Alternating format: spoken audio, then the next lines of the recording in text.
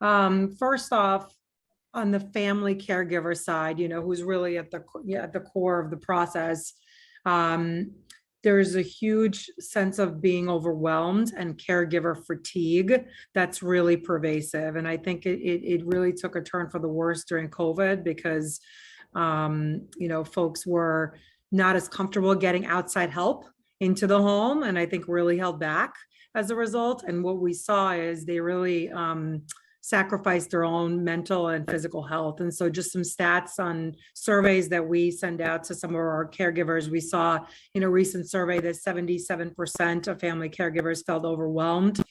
65% of them reported sacrificing their own health needs in order to support their senior loved ones. And I think this is, we're going to see a long tail of this, unfortunately, over the next coming years. And so, personally, I'm a caregiver to my grandparents who are both 91. And actually, one of them is in a community right now, and the other one is getting pretty full-time home care support at home.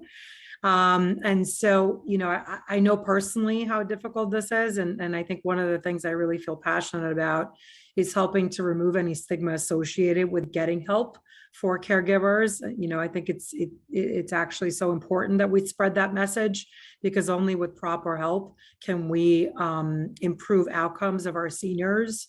And so this has been really at the center of many of our conversations. And what that means for our business specifically is that it's really incumbent upon us to ease the journey and help those folks navigate different care options, provide industry expertise, really help them differentiate different types of services that might be out there for them, and then ultimately empower them to make the right decision for their family.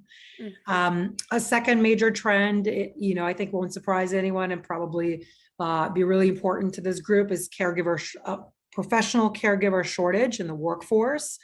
I think this has been something that's hit all industries, but is really profound in home care. So just to quote a couple of stats on this one, the National Association of Home and Hospice Care reported that agencies are canceling as much as 20% of their billable hours due to staffing shortages.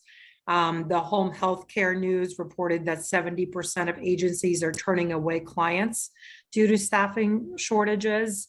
And of course, you found in your most recent benchmarking survey that wage increases for caregivers outpace inflation.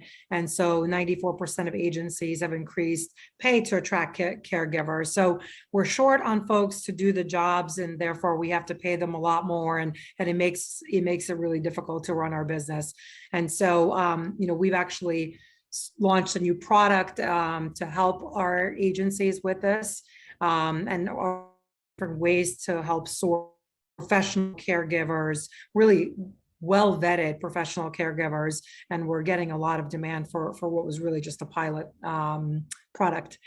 And I would say the third important trend is technology. Of course, this is not a surprise. Technology, has disrupted everything. It's completely changed the way consumers live their lives. And so if you think about that family under distress, trying to take care of multiple loved ones, they're very short on time.